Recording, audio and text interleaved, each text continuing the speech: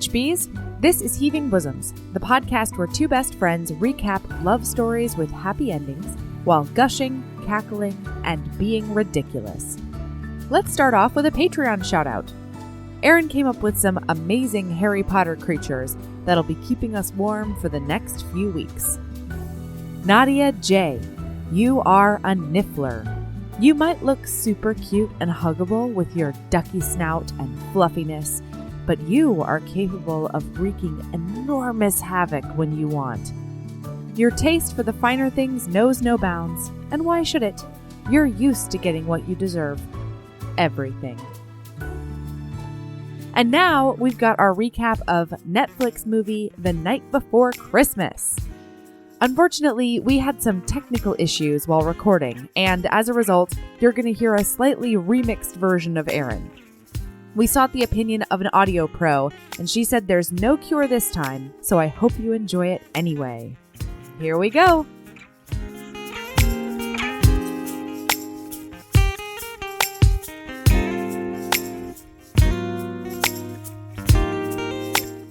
Hi, Erin! Hello, Melody! How are you? Are you not entertained? How are you? That's what I want to know. How's Honestly, Melody today? Well, so it's been a bit of a mixed bag. No. We are talking specifically about the sneeze you just had before we started recording. You mean the sneeze that A, completely caught me off guard. That B, was what was great about it. Made me, it was two sneezes too, made me literally like throw my hands in the air because it racked my whole body in a very earth-shattering way. And then at the very end, made me go, woo! It was, I believe, 3 sneezes. And each one became surprising to you. To the level where like the third one was like, just... I don't know. Like the third one just rocked your whole body and your eyes were like, oh my God, it's happening again. It was crazy. Crazy. Yeah, so anyway, talk about how you are generally or whatever, but I wanted to specifically talk about whatever the fuck that was. No, I mean, I guess, I don't know if the sneeze is related or not, but I had... a wonderful night last night. I invited my friend Justine over, so some of my notes are actually her exclamations to this movie too. Wait, you watched with another friend? I did.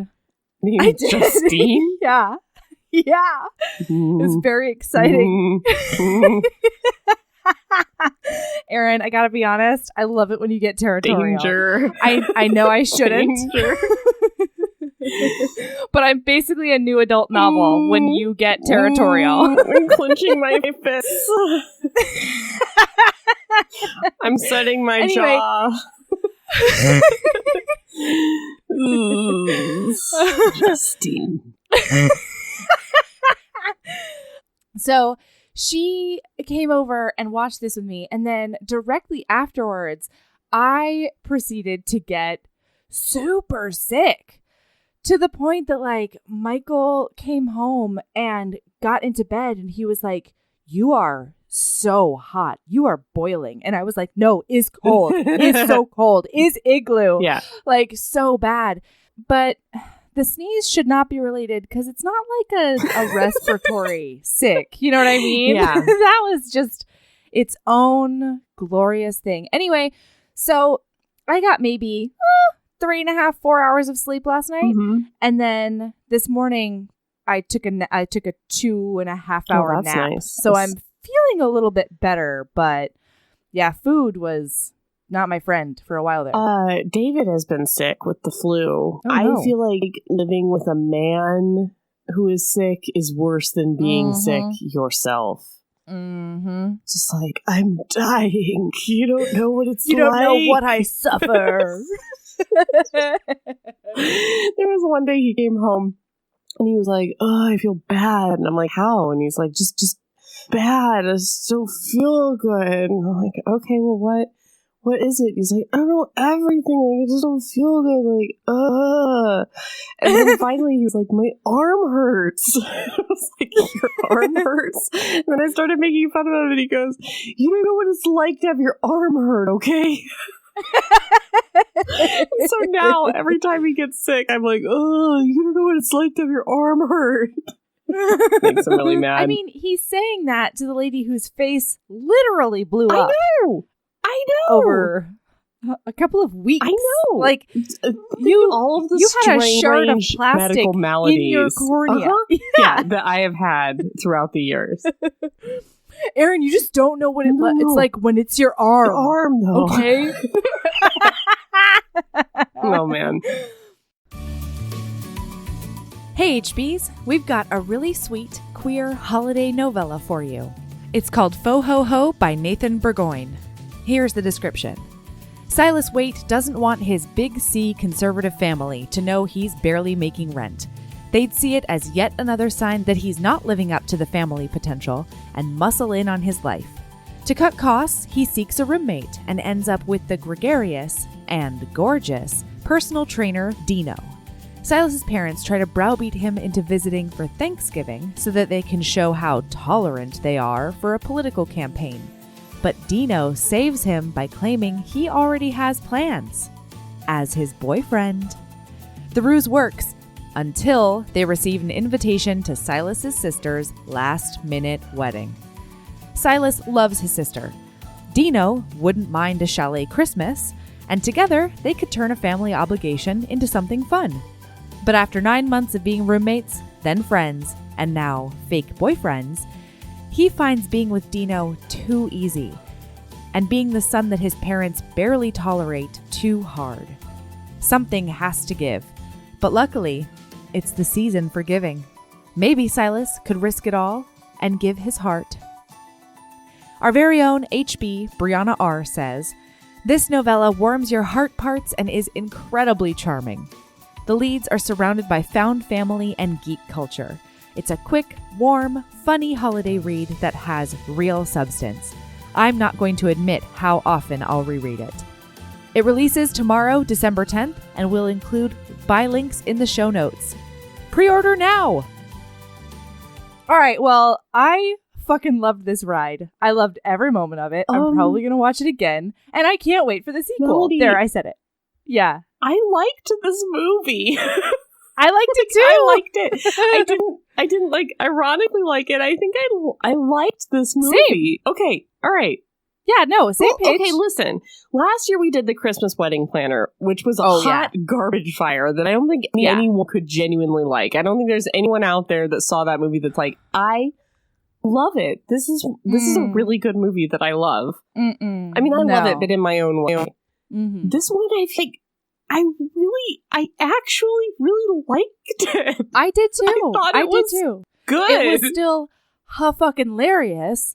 Oh yeah, I had a lot of notes, Same. But I just want to put it before I start snarking on the ridiculousness of this movie. I want to say that I genuinely liked it. I thought they had genuine chemistry. Mm-hmm. I thought that actually the night was actually really good with a lot of very hard dialogue, like "Milady." Yep. That could have been a lot more ridiculous. Mm-hmm. And honestly, his stuff was not...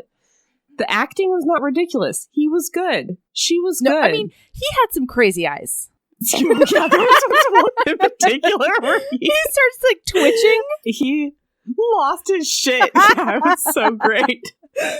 But... They had a good kiss. Almost never do you have a romance Christmas movie where there's, like, a good kiss. Oh, completely. Very rarely. All right, so should we tell the people what happened? Yes, let's do. Okay, cool. So, it opens up. It's 1334, and... Wait, I want to talk about... Stop. Okay, first of all, I want to say that this is a Netflix presentation. This is by and for Netflix. So this is the secondary to the royal one. Oh, what was that? A Prince Christmas for Christmas. Prince. A Christmas right? Prince? Christmas Prince. Whatever that. This is that. This is not... So, okay, all right. And we're flying over some pine trees, and it's very Twilight. Like starts out very Except Twilight. there's tribal Viking music. Yeah,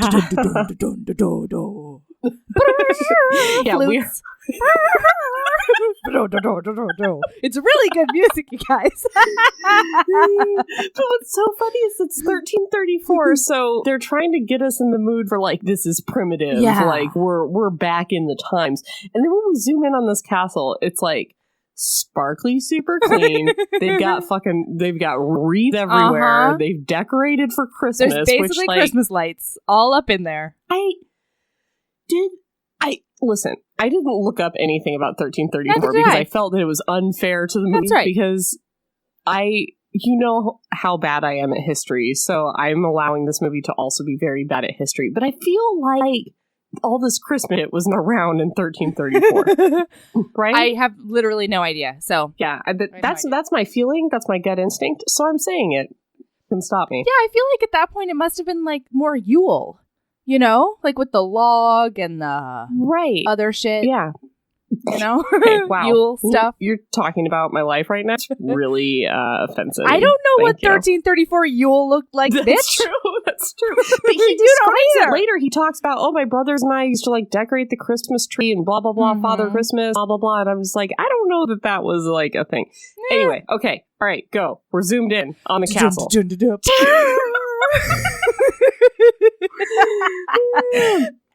And so we go in, and there's gonna be where the knights are gonna chase birds. That's what happens, you guys. It's called a hawking competition. A Christmas hawking. A Christmas. I don't know what they do to that hawk. Hawking. How do you get that hawk? The hawk is released. It seems like you're supposed to find that hawk. How do you do it though? And then how do you capture it?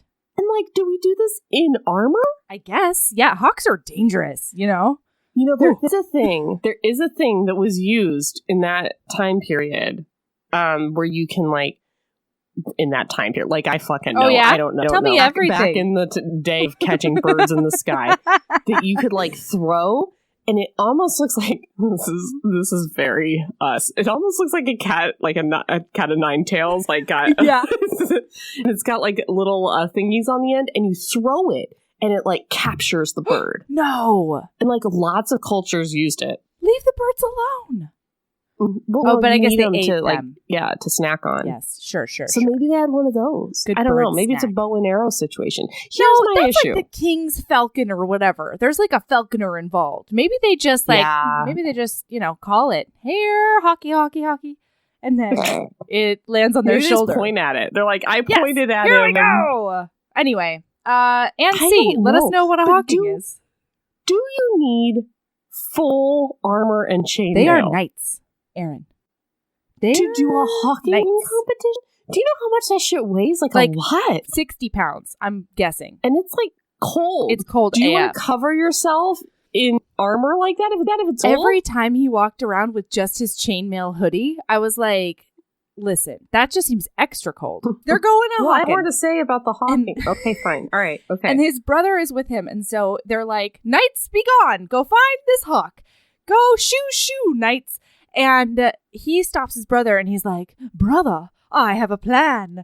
I will go east and you will go west and we will converge. Like basically, we'll corner this hawk and then like from the ground and then like chase it to the middle and meet in the middle. Yeah. It's like, okay. Yeah, so he goes riding off and my note is, bye girl. And then we find out, our hero's name is Cole Lyons of Norwich. That's the one. Yeah. Norwich. Norwich. Oh, man, threw a W in there hard. No, there are W's in there. Oh, fuck England. I'm sorry, guys. Listen. Yeah. That's stupid. It's stupid. All right. I'm going to call it Norwich. Moving on. All right. So now, you guys, it is Ohio inexplicably 2019. So Vanessa, the teacher, is wearing great pants. There are these high-waisted situations that are just Brooke incredible. Winters loves a high-waisted pant with a large bow tie and a chunky sweat tucked into it. She Oh, yeah. loves of that. She's got gray pants. She's got plaid pants. She's got stripy pants. All the same. High-waisted, big bow in the front. She's got a signature She style, does. and I gotta respect And like it. a chunky sweater tucked into it that would never look good on you. I don't care who you are out Nope. there. And anyone Not in a the sound single of my person. voice, the outfit does not look good. Don't go buy it after watching this movie. You cannot want pull to. it off. You can't I promise pull it you. off. You can't. No. Yeah. Try it, though. Do it. Live your you best don't life. Do it. I'm sorry. Wear whatever you want. I'm sorry. Wear what you want. I'm sorry. Do it. We're just saying that it's going to look different on mere mortals. Right. That's all. Yeah. Okay. So, crying student. Her name is Paige, and she is adorable. Mm-hmm. She comes up, and Mrs. Vanessa Hudgens is like, what's going on? You got a bad grade on your midterm. And she's like, my boyfriend broke up with me and I wanted a prince. And she's like, and he's a frog. He's a frog. Guess what, little girl? Yeah. True love doesn't fucking exist. This is basically That's what she a does. fucking myth. Concentrate on your goals because it's That's not right. real. Yeah. You're never going to find it, so stop trying. May I say, it's incredible. It was a very smart move to make the heroine in a Christmas romance movie a teacher so that she would have Christmas break. Because Christmas off. often in these movies, I'm like, where is your job? Where are you working? How do you have 4 weeks off for Christmas? So, smart move, Netflix. Oh, yeah. It was good stuff. All right. So she's like, focus on your GPA, girl. Yeah. And then her sister calls, and her sister is a boutique owner, and her sister's like, I need you to take my niece to the Christmas castle, ? Christmas castle. The Christmas What is? castle. What the is? Christmas castle. What it is. And we are always fucking there. We're always there. Always. They are there no less than 6 times. 6 times. Throughout. I said 6 too. The course of the and it's like a Christmas, it's like a little town. There's like a carousel there and like a Santa and like all the trees have lights. I mean, it's nice. Yeah. It's a Christmas No, village. it's great. But there is no castle to be found. Yeah, I don't recall a castle. Meanwhile, I'm sitting there next to Justine, and she was like, what the fuck is this space when it's not winter? What do they do with it when it's not the Christmas castle? Yeah, right. And I was like, I don't know, Mang. I think it might be Christmas year-round. Maybe. But also, Breakbills, Ohio does not have this Christmas village in the center of town. There's no way. I'm sorry, Breakbills. That would be shrouded because only magicians have access to that. Okay, right. So they're going to fuck off to the Christmas village. Meanwhile, we're looking for that box. All right. We're back in 1334. There is. And then you guys, there's a crone! Out of the mist. Out of the mist. There is a crone. This crone hag is fierce as fuck. She's so good. She's got the best hair you've ever seen in your life. She's got this incredible shining, like designer gray mermaid hair. It's like perfectly curled and like flowing out of her haghood. She's got knitwear to be desired. Like she's wearing this like rainbow shawl that it looks like she did herself. She's like really working. Her eyebrows. What herbs and berries are in her eyebrows, Erin? Her eyebrows are sculpted to the max. And then this guy has the nerve to be like, crone. And it's like this. How dare you? And then he calls her old crone all the time. Old crone. Anyway, she also does a hilarious shiver. Her over the top, I'm a fake crone, because I think it was a choice. I personally think the actress was like, this old crone is trying to pull one over on this idiot face, so she's gonna shiver. So you think that the actress made a choice to make her shiver look fake, ridiculous, and it's not bad acting? That's what I did. You know what? I'm going to go for it because I love this crone. Same. She can work it. She can do no wrong.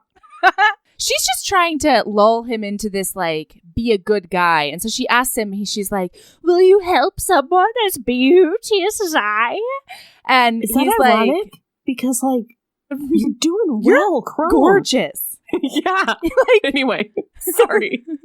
10 out of 10 keep going. would go for it. The crone can get it. I said it. The crone can get it. That's right. She needs to tell me what herbs and berries she's putting in her eyebrows. Where does she live? Where does she live in that forest? She just lives in the tree? She lives in a magical fucking tree. And I'm sure when you open the door to that tree, it turns into this goddamn Queen Sophie day room. That's what I've decided. You're right. I forgot she's magic. Jesus. She's magic. Okay. So she's like, because you've been so nice to me, I'm going to tell you about the thing you're gonna do, because you've got a quest, and it's the quest of your dreams, and it's the quest that's gonna turn you into a real knight, you fake fucking Pinocchio knight. In this world, this confused me a lot, because I thought after her conversation with him that he had not yet become a knight. So in this world, after you're knighted by King Edward, he's been knighted 6 years past. Yeah, by King 6 Edward. Christmases ago, you guys. But to become a real knight, you need to receive a quest from old witch crone. This is apparently a universal knight experience. It is. And you need to get a quest. Yes. You need to complete the quest. And then you are a true knight, like That's in right. your heart parts. That's the one. Yep. Okay. So she's like, your quest begins today. You shall travel to faraway lands. You'll see steel dragons and horses that fly and magic boxes that make merry. And then, just like a person on the streets of New York, she hands him her mixtape. And she's like, take a listen to this. Yes. So he grabs this fucking amulet, and it starts glowing blue, and he does not immediately drop it. What he does instead is say, old crone? What's happening? And then he fucking disappears, and then poor Sherwin the horse. Oh, I'm sorry. I'm sorry. It's Sherwin. Sherwin. Because there's no W's in England. Sherwin. Schmerm the horse. Do not fuck with Sherwin, okay? I'm sorry. Sherwin the horse is very horse. Confused. I'm not trying to fuck with Sherwin. I'm trying to fuck with England. Those goddamn redcoats. I want to make very clear for all you international HPs. Yeah, so he has to run Sherwin, off. spelled with a Y. It is. It's very nice. So he runs back to the castle, and everybody's like, "Oh no, Sherwin's back, and my brother is gone." Yes. And then it's Ohio times now, you guys. It's Ohio times. Back. He lands in the Christmas castle. Yes. And he sees Old Crone as Mrs. Claus. I want that noted for the record. Yeah. So she gets her niece a treat, because remember, she brought her niece to the Christmas Bing, castle. Bong. Thank you. Did you notice Bing Boong Bong, how do you talk to children? Talk to children because she's walking out of the side. So, like, part of me is like disappointed you noticed, because I was like, I saw some gold here, and then the part of me is really happy that we both saw it. They're walking out, and she gives her niece a treat, and she goes, "So," she goes, I'll try. She goes, "Are you going to brush your teeth later?" What? And this niece is just like, yeah. Like, yeah, like every fucking day. Yeah. Right before bed. That's twice not a day. Talk to children. So, you gonna brush your teeth later, or no? Or yeah, I like brushing teeth. Anyway, I really like it what too. What a tasty treat! All right. It's the only way we can have treats, really. And then meanwhile, the Night Cole is roaming around the Christmas castle village, just being like, Sherwin. It's like there's electric lights. There's people Old crone. in like modern outfits. There's so much shit. There's cars. There's whatever, and all he can do is just be like, "There's a goddamn carousel. Yeah, where is my horse, though?" It's like, your whole fucking world is gone, my friend. Like, Sherwin ain't here, and he spends like hours still being like, Sherwin. Are you?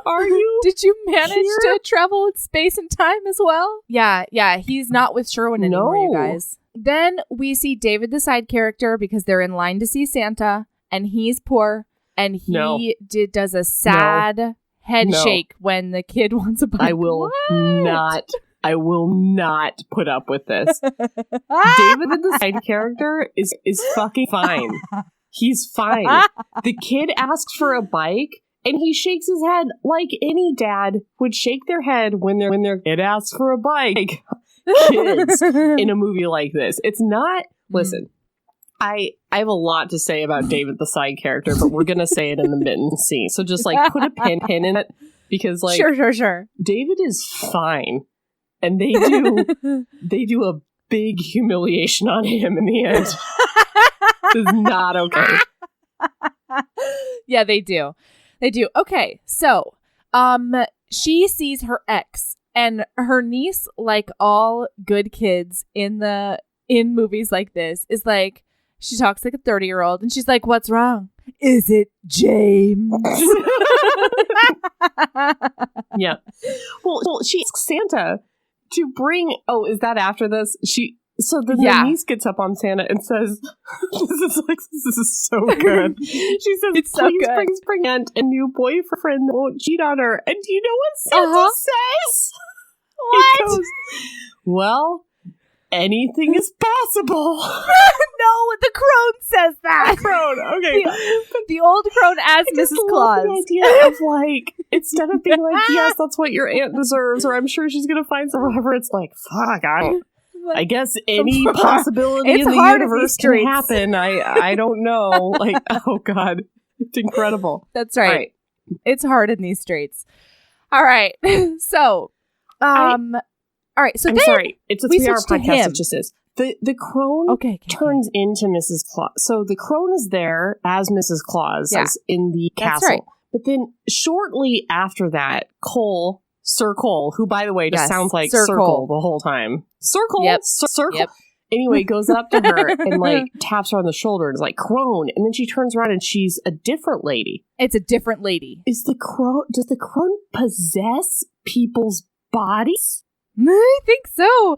Well, he talks about how that, you know, the universal night experience of getting a quest from an old crone, they present in different forms. That's fine. So as never if she just changes her appearance, that's one thing. But this woman who's dressed as Mrs.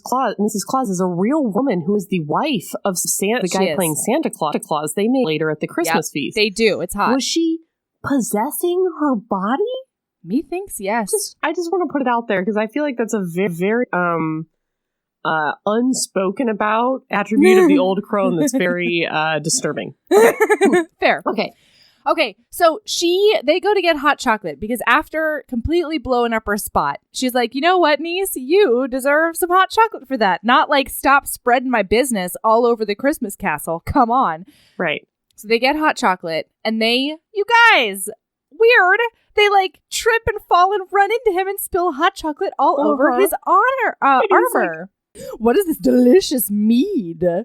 Oh, it's so good. Oh, Bracebridge, Ohio. That's where she fair enough. It. All right, so we talk to him.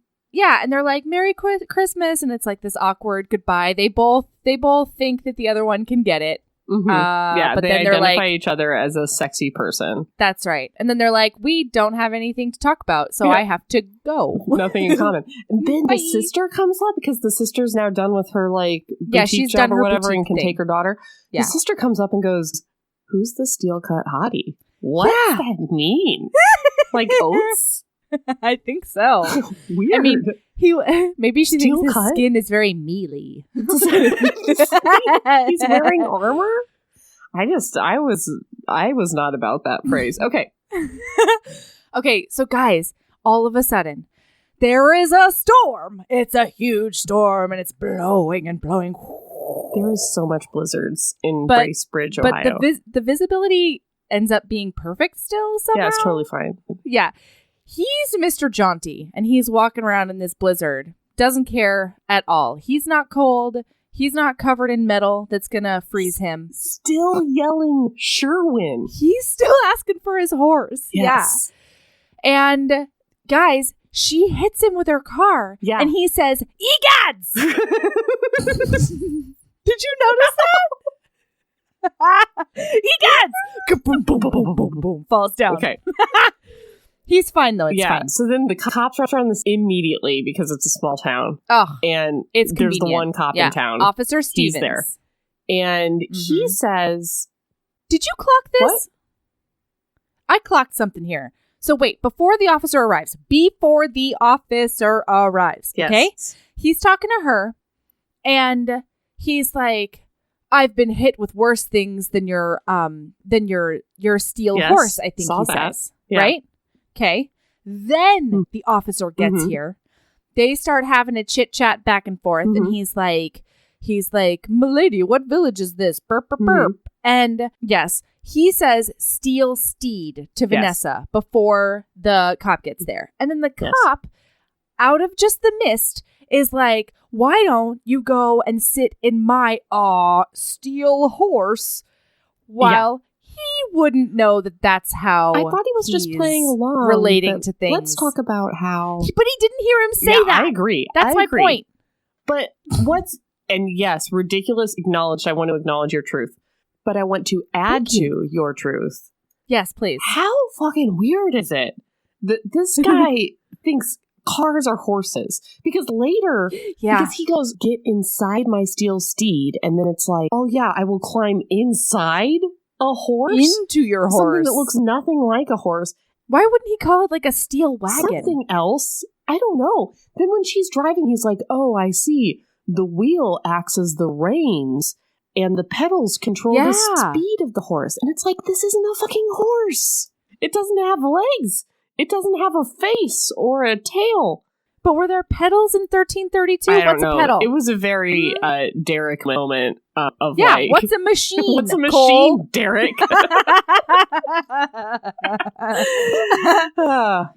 Anyway. I just did not believe he continued to describe this as a horse when it had no attributes of a horse. Completely. So she finds his mixtape on the ground. The one that's going to glow later when he does the time and space travel. Because let's review. He was in England. No, and now he's in Ohio. Why? Because she's his true love. Because she's his true love. Oh, you're right. All right. Oh my God, I'm reasons so dumb. why. He's transported to his true love, who was the object of his love quest and his destiny. That's the run. And also, Vanessa Hudgens cannot do a British accent. I'm sorry. Oh, fair. I'm sure that that's true. And this had to be a Vanessa Hudgens movie. Yeah, completely. It had to be. No one else could have put sweater into those pants. Vehicle. No one else. That's right. All right. Okay. So they take him to the hospital. At the hospital, they say that he has post-traumatic amnesia, and they think he's like a medieval times cosplayer. Enthusiast. Professor. Enthusiast. Yeah. That's the one. So she calls him Cole, and he's like, "I'm a sir, so like, call me by my name." Call me like, Circle. Oh God, Sir Cole. Okay, cool. And he takes a knee to introduce himself. Oh, Lady Brooke. Takes the knee. It's nice. Lady Brooke. And then poor fucking Officer Stevens during this whole thing is holding his handbag. He's holding Cole's handbag. Yeah. In the form of his armor and all of his sword, armor in a plastic which hospital is like 60 pounds. Uh-huh. And he has perfect face acting. Officer Stevens and the student Paige steal this movie. They steal it. I believe the MVP is the old crone. Oh, I mean, obviously. But right? a lot of this aside, the old woman at the feast was also incredible. There are some excellent side characters in this movie. But yes, really Paige and Officer Stevens, very good face acting. And can I just say that when Cole does his active listening face, yes, he has crazy eyes. Yes, crazy eyes. I'm sorry. Yes, he does. There's one moment later where he's at his peak crazy. But right now, she's offering her guest house because they were going to have him crash at the station. And he's like, "I'm going to sleep under a tree." And they're like, "No, you're fucking not." But so think of the situation where they were going to let him crash at the police station. Yeah, what is that even? Yeah. Anyway, she goes home with him, or he goes home with her. This is where he starts pressing all the buttons in the steel steed and opens the snow roof. Yeah. Because in winter, it's not a sunroof. And then, like, the fakest snow ever falls into Fakest snow. Yep. They go inside her house, and just some random people are there watching them walk in. Some sluts. It's true. Yeah, the slutty neighbor. Okay, I'm saying slutty neighbors in a tongue-in-cheek way because they turn out to be, like, the perfect and wonderful, and she slut shames them. Yeah, that's what I'm saying. Is like the movie is like, oh, look at this slut next door who wants to move in. She's just like a nice person. She's just a lady in the world. living her goddamn life, shooting her shot, and then walking away. Outside in a blizzard, just like standing in their driveway, watch walk into the house. It's very, very creepy. Well, until she hits that spot of black ice, and he catches her in a dip. Yeah. And she likes it. It's good. Erin, how does this compare to your recent experiences with black ice? Just out of curiosity. What you're talking about. Oh, no. Melanie! Oh, God. You guys. Do you have any things that happened to you? I got out of our car in our driveway, and David hid behind the car. So I was going behind the car to go into our house. David hid behind the car and scared me.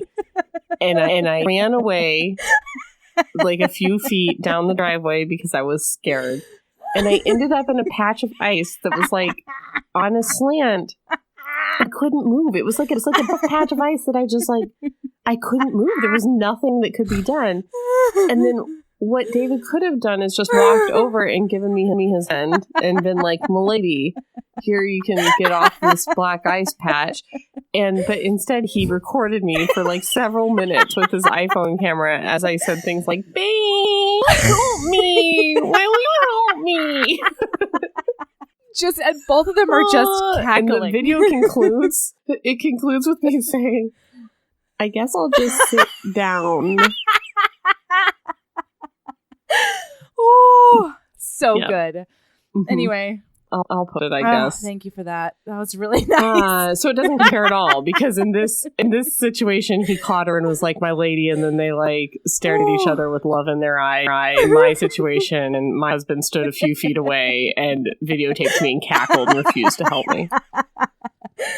Oh, that's why we love him. All right. Okay. So I'm thinking to myself, what the fuck kind of teacher can afford this giant palatial mansion with a guest house?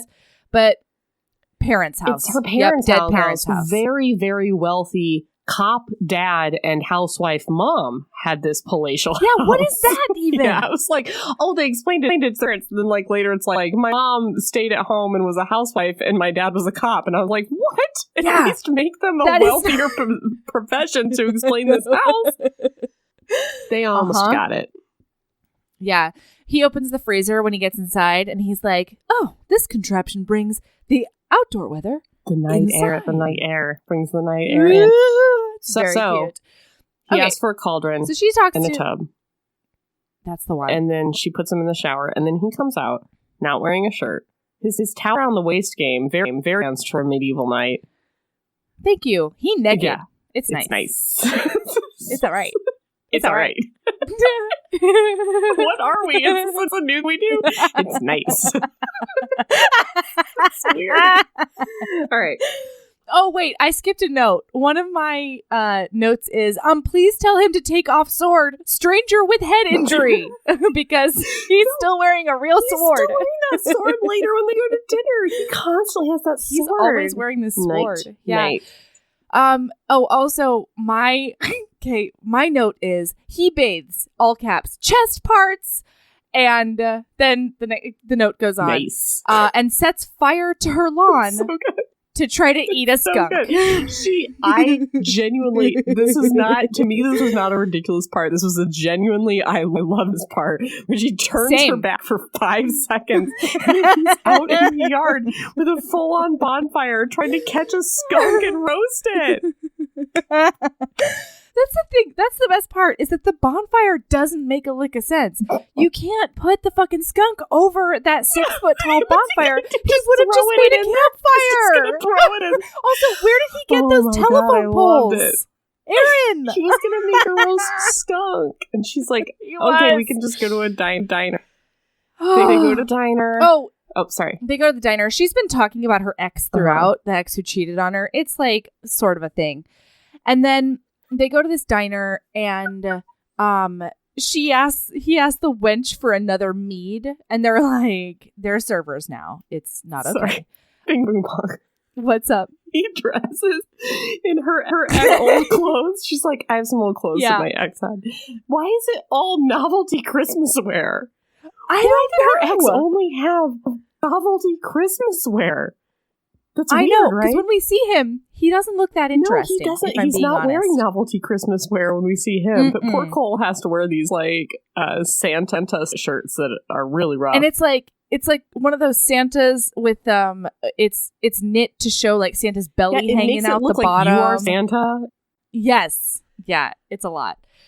So so then he tries to pull his sword on the ex-douche because she's like, he cheated on me, and he's like, I'll fix that. And she's like, nope, there were laws against it. It was nice. It was you good. know what? I liked it because he didn't know any better. Because he's like, what is chivalry these days when a scoundrel cannot be taught a scoundrel and a rapscallion. Yeah, I loved it.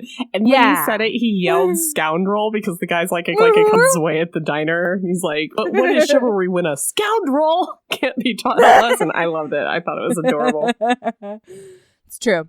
Okay, so the next, back at the house, she tries to show him Alexa, and for the rest of the movie, he only calls her Lady Alexa Play. Yes. And I found it to be adorable. Can we talk about #Justice for Matilda for a moment? Who's Matilda? Exactly. She asks him what's up? Casually, if he has a wife and children. Matilda! Yeah, exactly. Yeah. Who's Matilda? You forgot. And he was like, fortunately, I did have a lady. I have a lady, Matilda. But I was not allowed to marry her until I completed my knightly quest given to me, this universal knight experience the crone gives. Yeah. So Matilda is fucking back in 1334 waiting for Cole. She's like 15 now, and her eggs are drying up. Never mentioned again justice for Matilda. No. Well, she's not his one true love, I guess. Yes. All right. Yeah. Oh my God, really quick. I'm sorry. Mm-hmm. I forgot to tell you that in the opening scene when they're like waving the knights off or whatever, Justine next to me was like, are they waving celery around? What's going on? Turns out it's mistletoe, but we didn't know that at that point. Your new friend Justine can't tell the difference between celery and mistletoe. I feel sorry. I couldn't even get it. It was so mean. I couldn't do it. No, it's very far off, Erin. All right, the next morning, the sister comes, and she brings him her boutique clothes. Mm-hmm. And she's like, he is fine. Have you seen his dick? Like, tell me everything. And she's like, you need to go right now. And overnight, he has learned a bunch of the modern dialect because he watched Netflix the whole time. He watched The Holiday Calendar. He watched that Christmas movie where those two white people save some elephants, I think, or whatever. Yes, they definitely... It's definitely two white people that go to Africa and save everything. Yeah, listen, I'm sure. I haven't watched it yet, so like I'm just being a dick. That's kind of the reason I haven't watched it. Okay, I have a comment about this home. Yes. How many wreaths, conservatively, do you think were in this house? My God! Later on, she's like, "We gotta do some decoration," and I'm like, "What? Where does this decoration live in July?" This woman has red and green spatulas in her kitchen. You would need like a separate basement. If there is a wall in a room, there are 4 wreaths on it. Minimum. Conservatively. Minimum. Like there's every banister is swirled. Everything has a wreath. It's insane. And then like 3 days from now, we decorate for Christmas. Yeah. It's nuts. What have we been doing up until this point? Anyway. All right. So, she comes in and he's talking and he's like, yeah, I just lit AF because now he understands the dialect and I really liked that moment. Mm-hmm. And then he's like, I've been looking at your box that makes merry. And she's like, oh yeah? And then he invites her, Erin, to Netflix and chill. Yes. Good work, Melody. Good work. She falls asleep. He covers her with a blanket. It's very nice. Oh my God. Thank God blankets work the same in 2019. Am I right? Like, thank God. He understands You're blankets. Right. What if he covered her with ox gall and cumin or whatever? And that's what I know. Okay. Then he has this nightmare. He has a dream about the old crone, and he's like, "What is quest?" And she's like, "Follow your heart." God, he gets to see Sherwin for a minute, like just a moment. This is where he is at his peak crazy because she says something like, "Hey, all you have to do is follow your heart, and it's your destiny." and she's saying it in pretty like normal of a voice, and then it clips to him, and it's like you can see his irises all the way around. They're his black. eyes are huge. He's blown out. He's leaning into the camera at like quite an angle. He screams, "I'm a were-crone." It's very like, whoa. It's incredible. Let it be. It's okay. Because he really needs to become a knight to marry Matilda. Yeah, he really wants to marry Matilda right now, you guys. Matilda. All right. Oh, and he also wants to go back for his brother's knighting ceremony, which is on Christmas Day. Christmas? Come on. Yeah. Why are you like All that? right. Yeah. Okay. Don't have your shit on Christmas. I'm sorry anyone out there that had their wedding on Christmas, but come on. Stop that. Don't do your knighting ceremony Christmas. Yeah. Oh, and so she's like, open your eyes. It's right in front of you. And so he opens his eyes, and the box that makes Mary is in front of him. And I thought that was really misleading. It's like, no, it's Brooke. All right. Really? Okay. So now they're going to decorate for Christmas. It's December 20th. There's a bunch of boxes in the living room that's like fucking full of Christmas. You guys just have to watch this to realize how obscenely full of Christmas this house already is. My note is Xmas decorations, not already decorated. Look at that mansion. And then, and then in all caps, mom box. Right. So she opens there's one up box the that he mom box. opens. He's like, "Oh, that's my box of my mom's Christmas decorations." Which she's dead. Yeah, she's an orphan. Of course, they all are in these movies. Yes, you have to. But she's like, I haven't been able to bear opening it. And then she's like, let's open it. And then they open it, and then she just dives in. Yeah, she's totally fine. And she's like, Mr. Jingle Pants. What's she pulled a green gingerbread man that looks grody that is moldy AF and hugs it, and then like does the thing where you like hug and like swing back and forth like a tiny child, and then goes, Mr. Ginger Snaps. All right, Jingle Pants isn't far off, Erin. Come on, give me something here. Jingle Pants was spot on. In fact, I'm probably wrong. You. Here's the thing: is I the agree. hug and the exclaiming "Mr. Ginger Snaps" was one of the funniest I've ever seen in my life. It was. Anyway, they talk about their dead parents like, and the magic of time travel. Yeah, and she's like, my mom used to put a thing in the ornament in the tree and hide it for me. It was a homemade thing. Yeah. And then she's like, do you know what year it is? And he's like, I've traveled here and it matters not that I don't know how. And she's like, time travel doesn't exist. And he says, by that logic, only things you understand would exist. And I have a question for you, Erin. I'm worried. Can you imagine a world in which only things we understood existed? You know what's hilarious is I really thought you were going to be like, we understand time travel and we know it doesn't exist. And I was going to have to be like, I think it could. No, Christmas magic. Holiday magic. The level, no maths would exist at all. There would very be little history exists for me. It would just be like the present moment, several wars, and like one kind of dress that I saw in Pride and Prejudice, and that's all of history, all of recorded history. Yep. And they would only really be American wars. Sorry. That's all I would know. That's all I would know. It's true. Yeah, I don't want to live in that world, frankly. I don't want to live in that world. Thank you, smarter either. People. Thank you. Yeah. For all of your smart efforts. People. Okay. And that's why I believe in time travel and dragons and all kinds of crazy shit. Oh my gosh. Anything I don't understand is probably real. That's the explanation here. It's true. Okay, and then you guys, a big thing happens. She says, Sir Cole, blobbity bleebity blue. Oh, and then the Duke tells her to call him by his first name. What's his first name?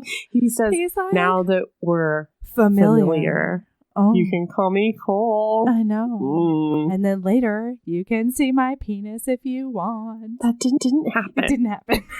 But they're familiar now. They have created a level of intimacy, Erin. Yeah. Okay. Oh, my note is no more Sir Cole because they're familiar. I put a blanket on you, bitch.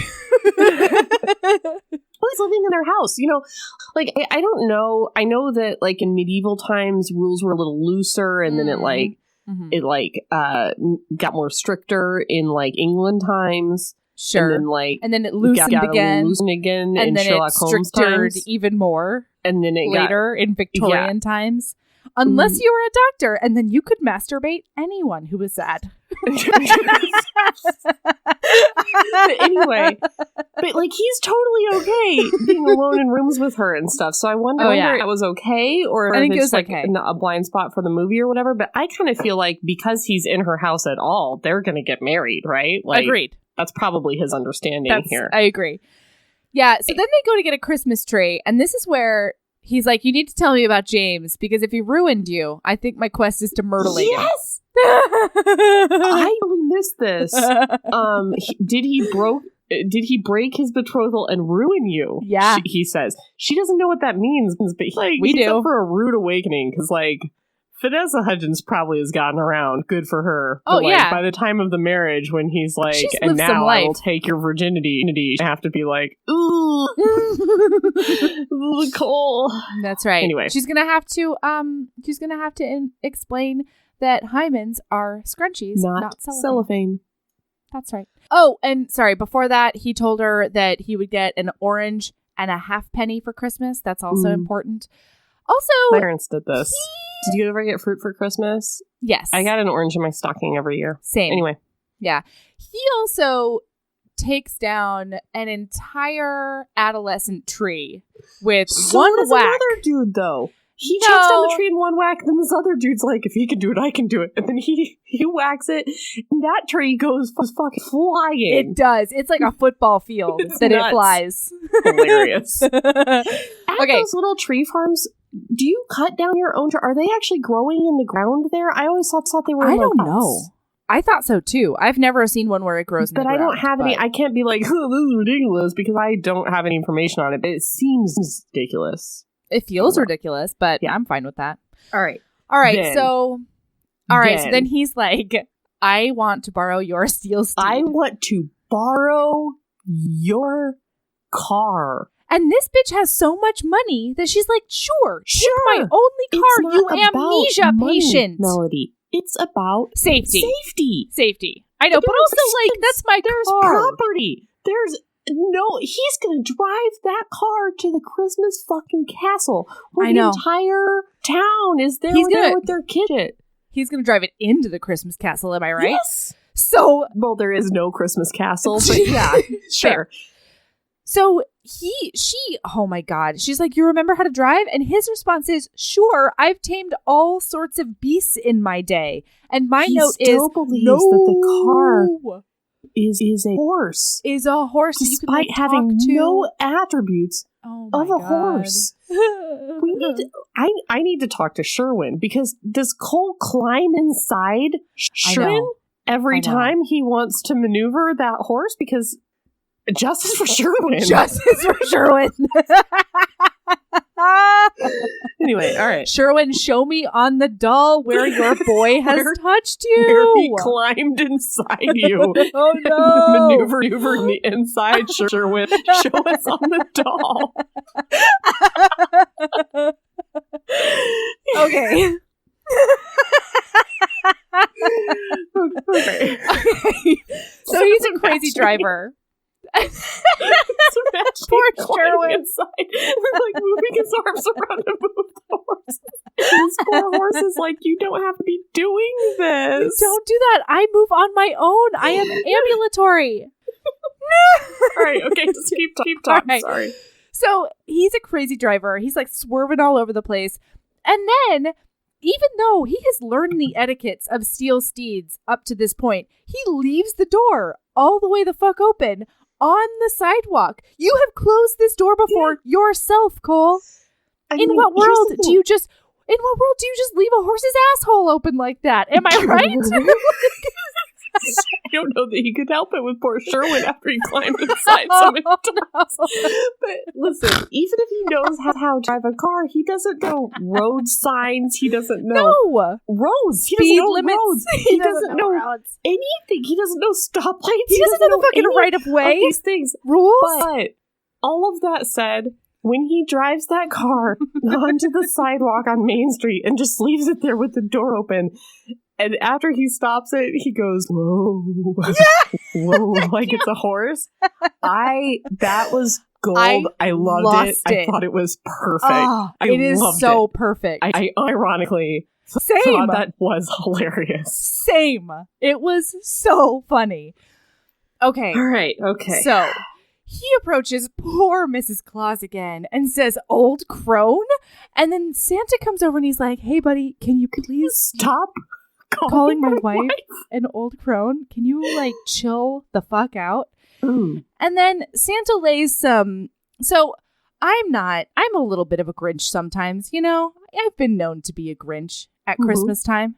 But I really felt like this Santa Christmas magic, holiday magic sequence was really nice. Because it wasn't like... I don't know. He just says that Christmas, or like this time of year, I think he says, reminds us of the faith we need to sustain us throughout the rest of the year. Yeah. And I was like, man, that's really nice. Whether it's Christmas or Hanukkah or like, you know, any other winter holiday, that's kind of a cool idea. And I think that's something I'm going to adopt in my real life. Oh, that's very nice. I have some shit to say about it. So Cole says... Cole says, thank you, Father Christmas. And putting aside whether Father Christmas is a thing in 1334, I don't know or care.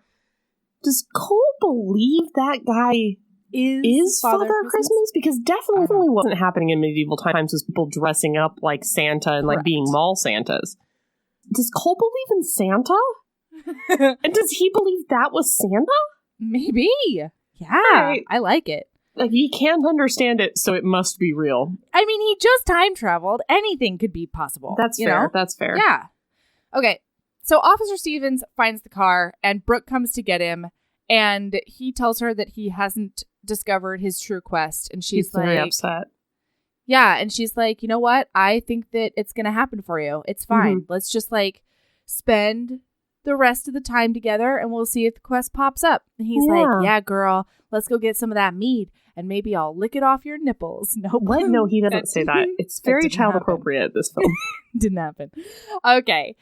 So then they have a Christmas tree trimming party, which... What is this? Is the smartest way to get other people to do your chores for you. Yeah. Incredible. Like, incredible. Did you notice that every time my mother comes to the house, she brings a Christmas gift for her sister? Yeah. Where can I get this sister that's just like bringing poinsettias all the fucking time? She brings he brings all kinds of stuff. Hey, Amy, how come you don't have a gift every time I see you? Amy? I don't have a sister, I have a sister-in-law, but like I feel like no one does this for me. Nobody here's does the it thing. For me. If I had a sister that I grew up with, she would not do this. I know it. No, we would be biologically because you're similar. Old news.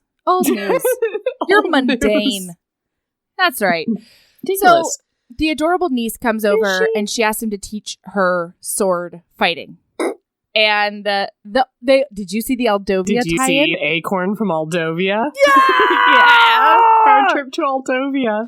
Okay, and then as they're sword fighting outside, the sister says one of the biggest pieces of wisdom I've ever heard, which is, aside from him believing he's a medieval knight, he's the whole package.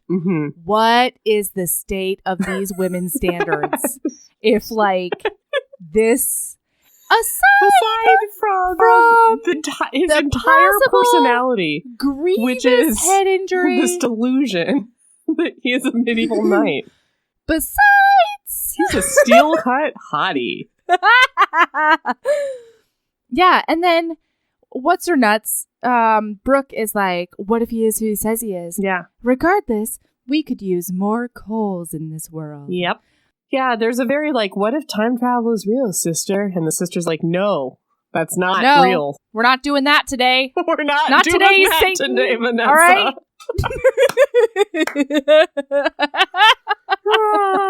Good. And then the sister comes out and she's like, all right, say good night to the good night. And I almost threw up everywhere. I'm sorry. The girl who thought of night flicks and chill almost threw up at good night to the good night. Whatever. Yeah, anyway, that's stupid. No, there it is. I said it. Okay, go.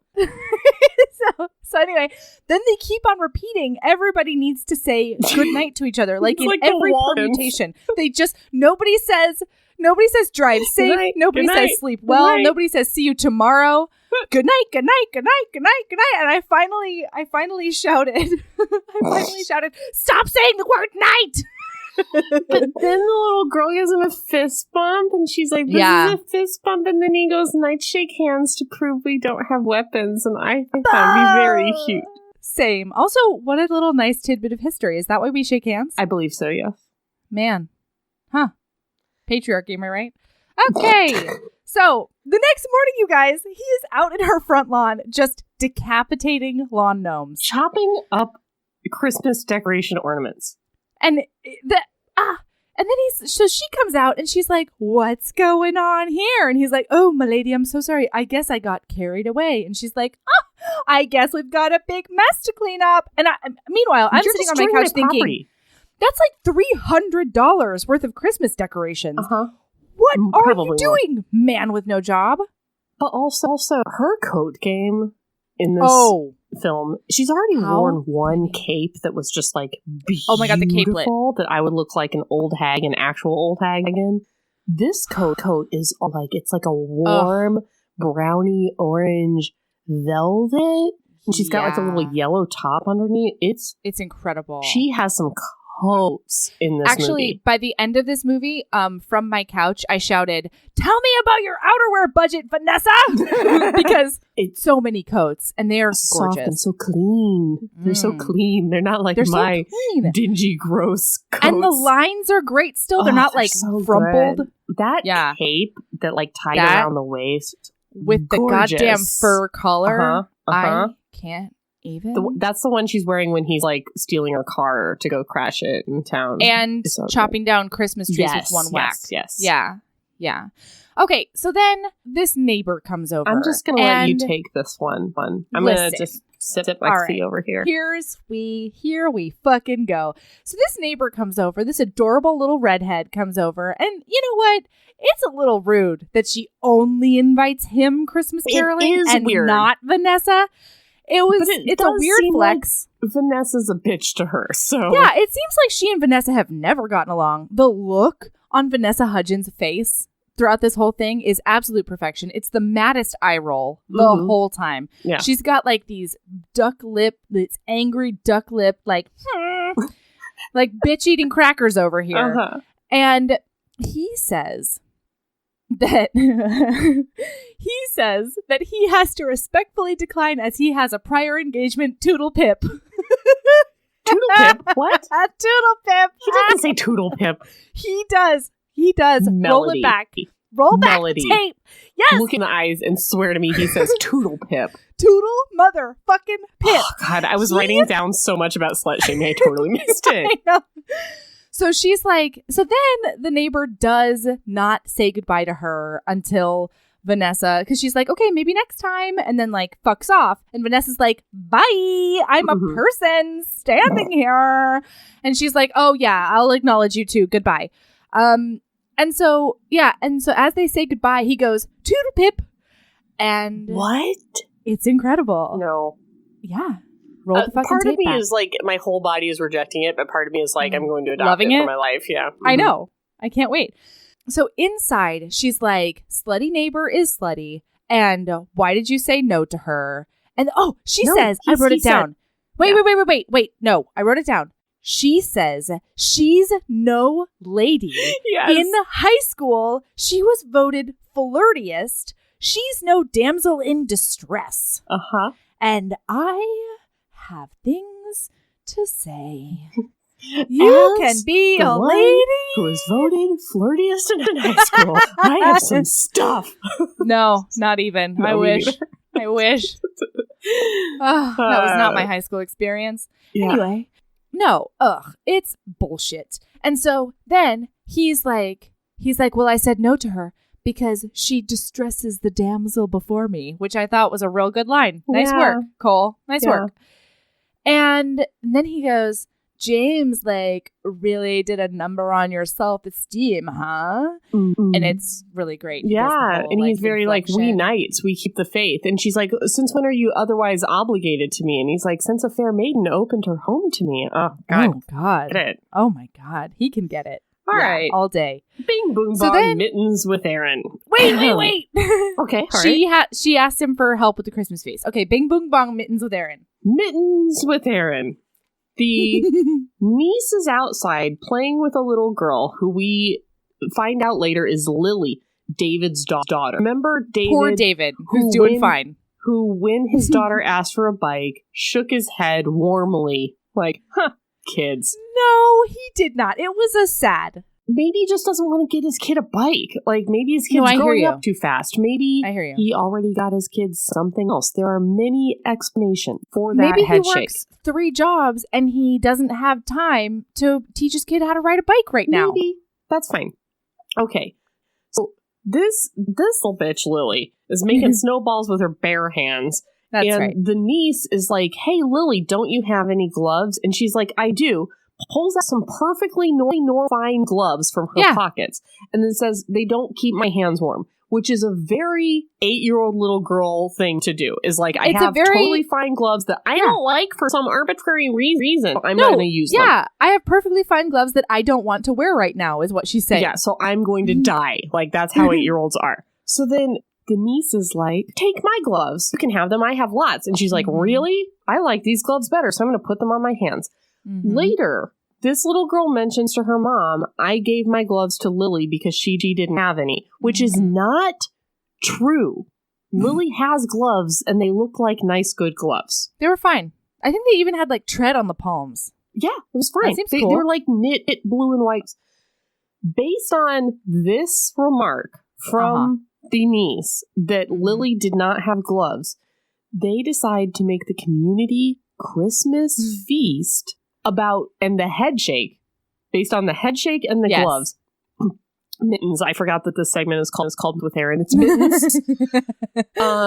They have the entire town donate presents and money to this family for the town-wide Christmas feast Christmas Eve. And it's said that his wife died last year, very sad, and that now he works 2 jobs to, like, keep the family together. Right. He's always wearing LL Bean sweaters. He's got time. He brings his kids to the fucking charity, whatever, because it's important to give back. Yep. David and his kids are doing fine. And then at the end, when it's like, here's all the presents we got for you and all of the money that the entire community pitched in for, it's a big embarrass, I think. I was just like, I was cringing. I was just David. I was doing the opposite. I was crying. It got me. I was like, Christmas magic. I mean, who couldn't use extra money? But, like, I was like, this man's not poor and you've invented this. Like, you want to do this for some person, you have to talk to them about it in advance, or they have to be, like, objectively very poor, or do it privately. I don't know, but it couldn't be because they asked everybody in Big Bills to give money. Yeah, I know. Ugh, it's a lot. It's not good. It was a big embarrass and a big patronize and a big no. Okay. Mittens with Erin has been concluded. They go to the market because they need to get some things. And he puts at least 20 cartons of the fancy mead into her I love cart. that. And it was perfect. She put them all in. She's like, we only need one. He was doing it all sneakily. And then he, like, made unrelenting eye contact with her while he, like, snuck, like, 10 just putting these in there. So good. Okay, and then she asks him to get rolls. And while she's talking to Paige, the student, who approaches to be like, can I have extra credit, though? Mm-hmm. I want to get my grades back up. He is trying them and then spitting the bites of bread onto the floor. Yes. Hilarious. And then he's like, we can't do that. I'm going to make you bread. So the girls want to go outside in a blizzard at the sister's house. They go play. Meanwhile, they are making bread. Why they go out and the sister's like, I don't know. It's snowing pretty hard out there. What is that? Is that danger? I don't know. Danger? You're a mom. It turns into danger. Because these kids are idiots, but it's not the snow's fault. No, it's not. I would be fine sending them out in that weather. So then she and Hunky Sir Cole make bread. And, okay. Like a little ghost scene? Where they need there's the some bread? ghostage, but also he talks about how much he learned with his servitude in the kitchens with Giselle, the hard taskmaster. And I need to know what else he learned from her. Am I right? He was a child, Melody. How dare you? How dare you? He was like a teenager. Oh. He was a teenager. And she could have been 19. I'm just saying Giselle had a lot to teach. She got some wisdom. About a man who works in a kitchen and a sexy, hard-driving kitchen master named Giselle. Oh, man. Okay. So then he ghosts her. He's like, you're kneading this bread wrong. And so they knead. And he's like, see, he kind of like it's smells not it so a little hard. bit. It's nice. Yeah. And then he's like, see, it's not so hard, is it? And she's like, actually, it seems pretty hard. No, that's not what happens. He does say it's not so hard. And she's like, no, it's super easy. You're totally right. I like this a lot. Thank you. A bean in every bread. It's called bean bread. And if you find the bean, you get to make a wish. Kind of like a king cake, but instead it's a bean. And for the next hour, Justine was on Bean Watch. She could not get over this. She was like, who's gonna find that bean? Justine, I need to know. Who's gonna find the bean? Gosh. Okay. Oh, also my note is he goes behind her to ghost the bread. She's so wet. Good. I can only be me, Erin. Okay, the girls are missing, you guys, but don't worry. Cole is an expert tracker. Like he does hawks. And aminals. They walk for so long. They basically go to a national park. These girls get lost. I don't know. Understand. They were playing in the yard, and then suddenly they're miles away in a park. And then when they you see the reaction shot of Cole and Brooke, and then there's the shot. It's the worst green screen I've ever seen. There's the shot of the niece, and she's just standing in the middle of a frozen lake. And she's got her little penguin arms out, and she is a concern. And it was by far the funniest moment in this movie for me. It was so good. When it just shows her just standing there helplessly, like, how the fuck did this happen to you? How did only one of them end out there? And then when you got to the edge of the lake, you're like, I'll walk out there. And then you heard a crack, and you're like, guess I'll just stand here forever. Guess I'll just sit down. I guess I live here now. Yeah. And then he's like crawled to me like a snail. Basically, he saves her from the danger. Like nothing was happening to her. She was just standing there.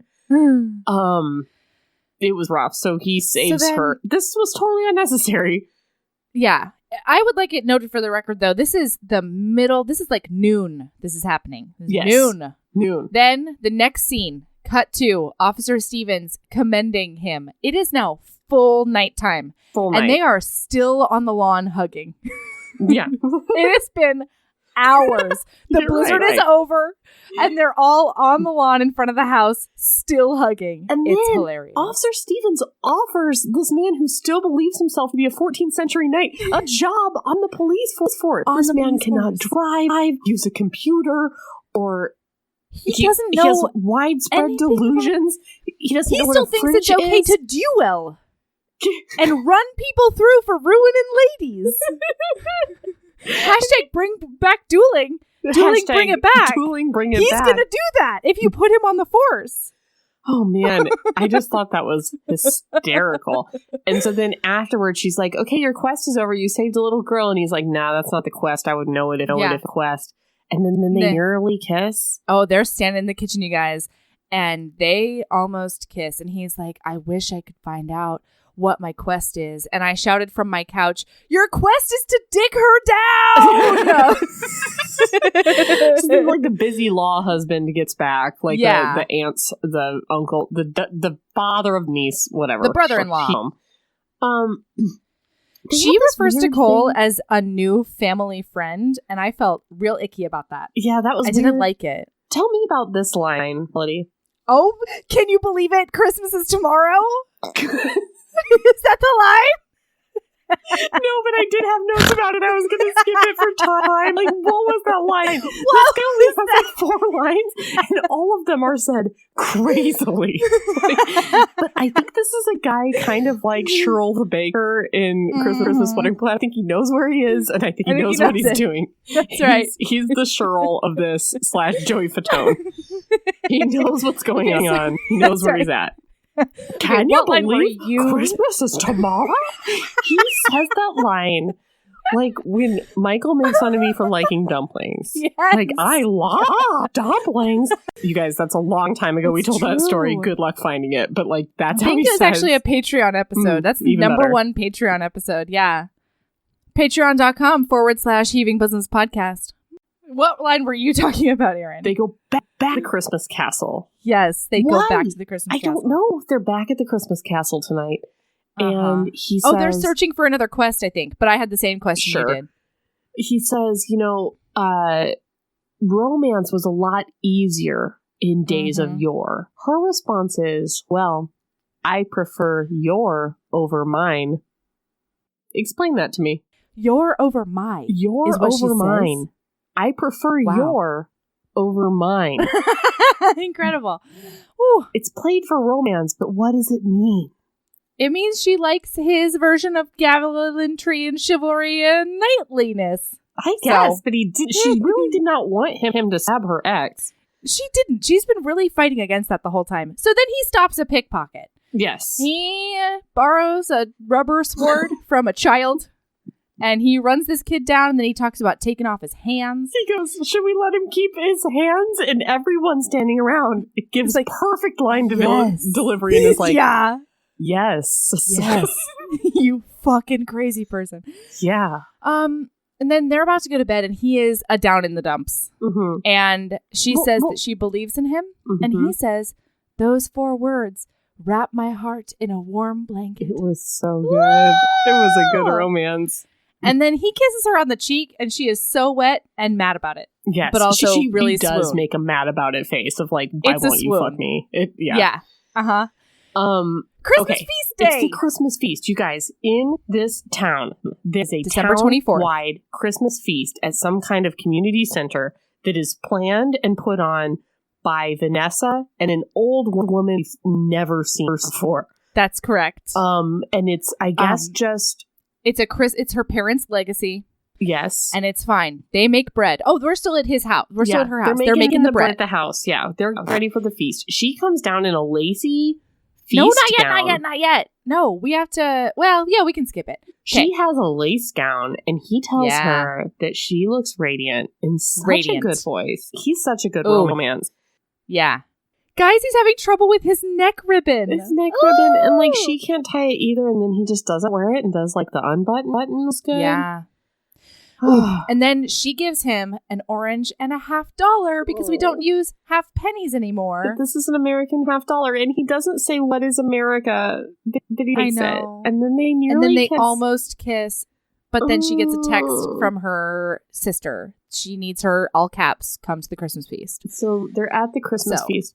One of Dave's completely fine and normal kids walks into the Christmas feast, sees a huge tree, and says, wow, Dad, I wish we had a tree like this, which is normal because it is a 30 Because it's a 16-foot tree. Yeah. With like huge, it's like a Rockefeller Center style tree. Everyone shares significant looks like they don't have a 30-foot tree in their house. That's right. With millions of presents under it. If only. We should probably a huge spectacle of their poverty today. And then he goes, maybe we don't have a tree like this, but what's the best thing under any Christmas tree? And all his children in unison say, love. They're doing fine, you guys. They're fine. They're probably better than your spoiled ass kids, all of you. All right. So then they curse the shit out of David. He cries. I cried. I was on the couch and I was yelling Christmas miracle. You know, it was fine. Then Cole dresses up like a knight for the kids because of unbelievers? ? I have that Cole dresses up like a knight for the kids so that he'll be in the right outfit when he's transported home moments from now. Precisely. After he falls in love with Vanessa. Okay, so then slutty neighbor approaches. Mm-hmm. And she does a totally normal thing by saying, here's some mistletoe. Do you want a kiss? And he's like, ooh, I don't. And so slutty neighbor is like, you know what? Oh, okay. Why don't you keep this for someone you really care about? Yeah. It's really nice. Yeah, she backs down so fast. It's not like she's imposing. It's not like she's like, no, she you're shot gonna her do shot. This. It's not like that. Huh. So anyway. He does. Mistletoe, and he's like, I learned about a tradition that you're supposed to smooch or have bad luck under this mistletoe, Vanessa. Also, and they're not under it? Question mark. Oh, God. Melly. No. Sorry. I'm sorry. Don't fuck with He's this. trying to learn about Christmas. I'm sorry. You know what? I fuck with your father Christmas star. I'm sorry. And he does the most gut punching, like, oh no, she doesn't want to kiss me. Uh-huh. And then she looks at him and she's like, but we may as well. We don't want to risk it. Yeah, it's so and good. then they do a kiss. Oh, good. It's like a fast. Both of them are like in it to win it. This is not a standard holiday romance kiss. This is like a good kiss. In fact, they may be in love in real life. I'm not sure. Probably. I don't know. Yeah, like they really kiss like two people who've been dying to kiss for 3 days. It's a good. It was nice kiss, you guys. Yeah. Okay, so then they go back to the Christmas castle. Wait. Also, the old crone is in the background. What did you say? The old crone is in the background. She's like in the right-hand corner of the screen, just like chill watching. I didn't think it was the old crone. I just thought it was like a lady. It's the crone? No, it's the old crone. All right, I'm going to have to go back. It is the old crone. It's incredible. Oh, man. And then the mixtape glows. Yeah, it's glowing. Yeah. And then so they go back to the Christmas castle, and he breaks the fuck up with her. Yeah, he kneels. He's like, bros before hoes. And he's like, I've got to be there for my mother's knighting ceremony. My quest is over. My quest was to make out with you, apparently. I'm going to... Yeah. And then he kneels, and then he pledges his service to her wherever he is. Oh, my God. Good. Yep. And then there's a smoke machine. Wait, there's a puff of smoke, and on my couch, I yelled, oh, come on, shave ice! Nope. Dry ice! I think it was a fog machine. I mean, made by dry ice, or I don't know. maybe shave ice. How does a fog machine work? Is it dry ice? I don't know. Anyway. Oh, and then my next note is, her name is Brooke Winters, because I had not clocked that until this point. This very moment. The first thing was that girl Paige going up to her and being like, Mrs. Winter? So, yeah. All right. So now the Paige's student back. approaches and she's like, guess what? My name's Paige and this motherfucker wants me back. And like, I told him to go kick rocks because true love is only in fantasies and I'm going to be I have goals. Alone. Mm-hmm. I'm going to be, I can't have love and success. Okay. I just have to work on the success. Yeah.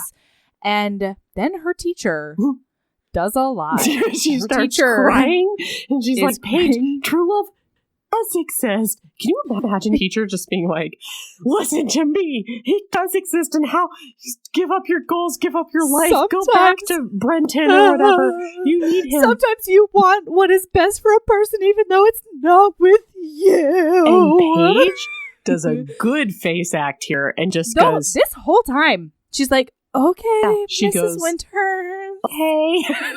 All right then. Merry Christmas. This poor teenager. Okay. No, she steals the show. So then at home, she finds his Thanos gauntlets because he left his Thanos gauntlets. I make a winning joke. Yeah. Sir Cole left his gloves at her house. Should they take up a town-wide collection for him? Boom. Ish. What a great joke, Erin. Good job. All right, well, my next joke is that then she's crying into her carbs. She eats the bean. Then she finds the bean. And Justine next to me has been like, nobody found the fucking bean in the feast. Is she unfamiliar with romance? She needs to. I was indoctrinating her. Okay, good. Yeah, she's new to this. Yeah. You know where the bean's going to go. Okay, and then she wishes that he comes back, and Justine next to me is like, if he comes back because she wished on a fucking bean. It's so good. Okay, so then she finds an ornament that he hid for her just like her dead mom, and it says, It says, "Love always, Sir Cole," and she does a big cry. Yeah. You guys, she is a heartbroken. Yes. So back. So it goes 1334. He's there for like 1 fucking second. Yeah. And Sherwin like goes galloping away to find his boy. It's so cute. They are soulmates. I don't care about Vanessa Hudgens. It is Sherwin and this goddamn violator. Show me on the doll, Sherwin. So he tells his brother has he climbed inside that he's like got a girlfriend now, and the brother's like, okay, well, I don't care if you missed my knighting ceremony. Go find your girlfriend. And like Cole neglects to be like my girl's in 2019, and I'm leaving forever to travel through time and space. Goodbye forever. I believe that the brother thinks that he's just going to like miss see you in a fortnight and like come for the reception. Like I really feel like he thinks he's going to be right back, which is really rough. Yeah, but you want to know my night is or my note is? I would like to know who your knight is. My note is he's like, I'm a knight now because my dick told me so. True knight. Okay, so then it's it is 2019 on December 25th, present day Ohio. And someone got that bitch a puppy. The niece had asked Santa for a puppy. The old crone heard. She clearly magicked a puppy. Yeah. Okay. And they do a whole thing like, just because you can't explain it doesn't mean we don't care. We don't care. But I will say that absent lawyer dad has some great speaking lines during He really does. He really does. Okay. Including but not limited to, want some hot chocolate or something like that. And you know what they do? They go to the motherfucking Christmas castle. Again. As if they have not been to this attraction 4 times already. But I will say, again, her coat game and her knit hat game doing well. Her knit beret? It's like beret. Like, what is it? It's good. It's like a slouch hat beret situation. Yeah, but like a very large slouch hat. It's nice. It looks very soft. Back in 1334. In the forest, he is just shouting, "Crone, old crone, crone, I have need of you. Love is the first and foremost of all the knightly virtues." Mm-hmm. And then he tells her that he will do anything if she lets him go back to his truest love. And she says, "All right, cool finger snap." And then witch cackle. And he disappears. He acts like it's a riddle that he's solved, like Akko Schmerv. Like it's love, I figured it out, it's love. Yeah. Mm-hmm. Is it a universal night experience that the quest is love? Because it seems so in the after the credits scene that the crone just finds these hunky knights and then just trans them to their most bestest love, and then they become true knights when they dick them down. Like I have thoughts about that after the credits scene. We'll get to it. But do you think that that's every night? It's just I think so. Okay, so why don't the knights just like tell each other, guys, you don't have to do this whole riddle with this crone. All you've got to do dick a bunch of bitches down. Dick a bitch down. Like, don't you think that the word would get out amongst the knights? I think so. Well, not if they all fuck off to 1964 and 1742 and 2019. That can't be true. There would be no knights left. I know. I don't think there were any knights left, or there are no true knights. They're just left with the dregs, the ones who can't dick anybody down. Okay. All right. So then he appears. We're back at the Christmas castle. ? Exclamation point. And the sister is like, "Thanks so much for coming. I know this is hard for you because your pain is fresh." Mm-hmm. And it's a lot. So then she is doing a happy cry. Like, we have to just be happy for all the moments we had with Cole. And then he materializes out of the mist and says, "M'lady?" And then the niece, wait.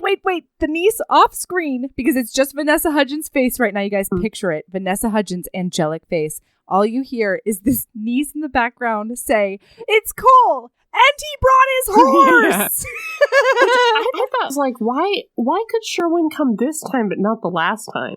I don't know. Well, because he wasn't going to stay forever last time. Now he's going to forever stay, and he has to have his one true and like all his actual possessions soulmate. And like everybody. It'll happen. Okay. It'll happen. All right.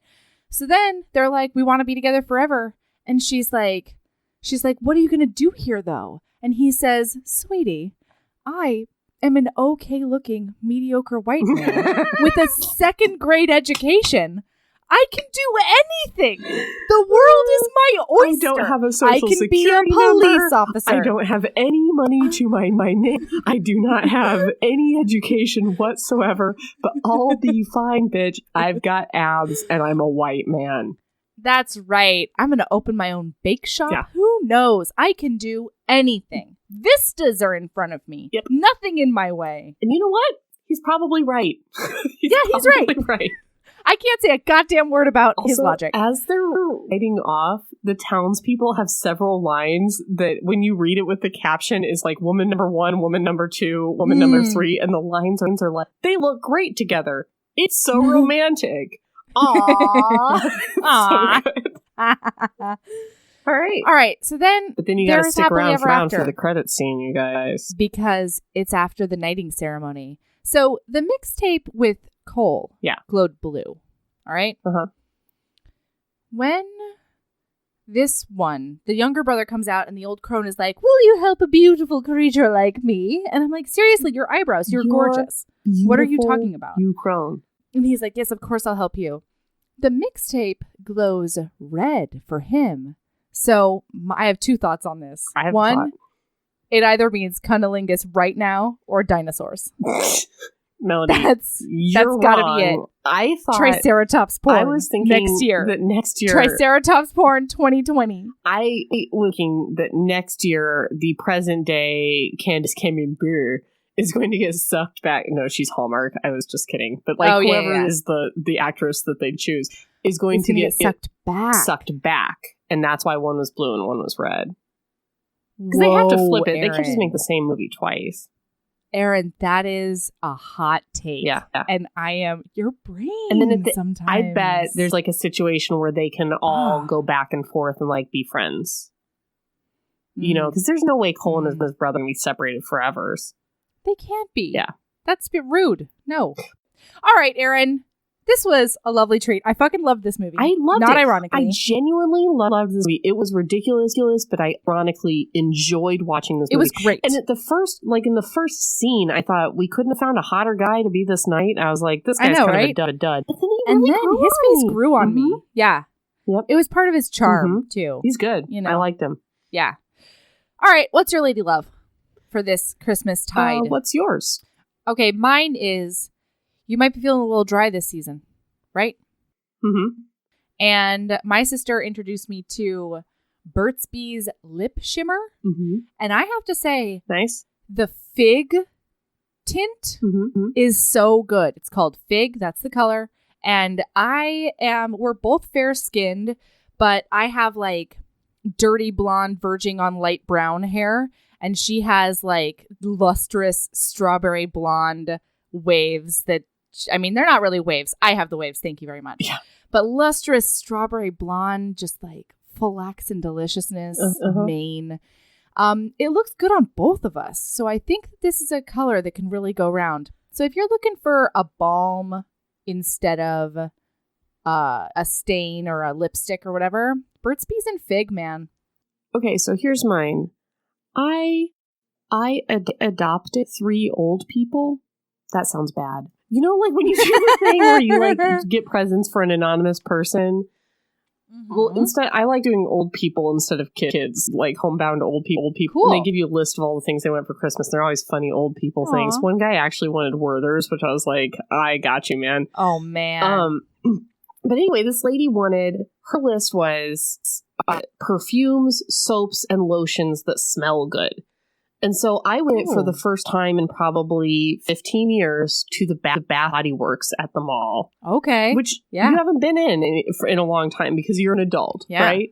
That's right. You guys, it was a buy 3, get 3 free special. So I was like, well, lady, you're getting like $50 worth of shit so that I can get, you know, so I was like, okay. Their Christmas scents are like so smelly and good. And they smell so good. There's winterberry, there's sham toast, there's sweater weather, there's crisp winter apple, there's pine something, coconut snow, snowball fight. They all smell very nice. Raspberry frost, schmur.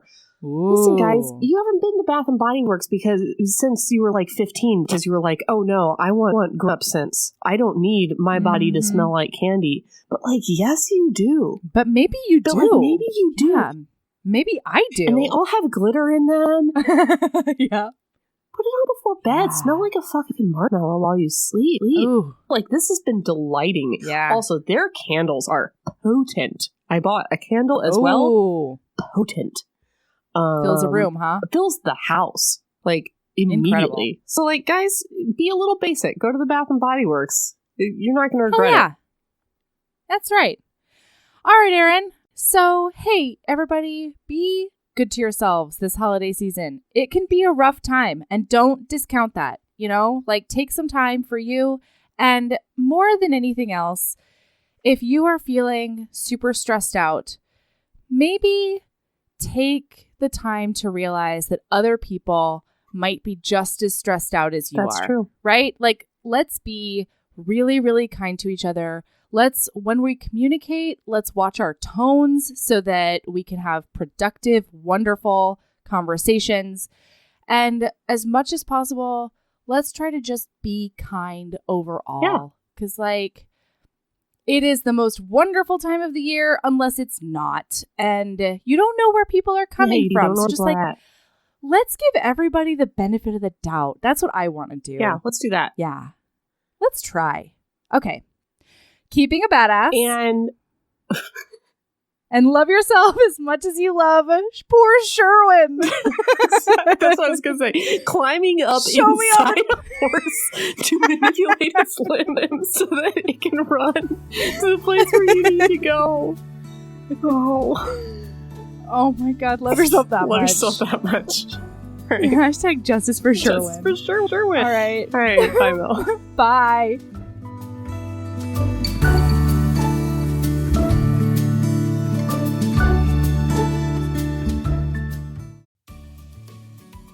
Hey, you. Yes, listener, you. Are you loving the show? If so, please leave a rating and review in your podcast app. The 90 seconds you take to say something nice not only helps new people find the show, but it makes me super smile over at HBHQ. Also, I've had a few people ask, and the answer is yes. We are still doing the 5-star bribe. If you leave us a review with 5 stars, then we'll do whatever book you want. We're real deep into the list, though, so it might be a while. Lilas! Okay, back to the show.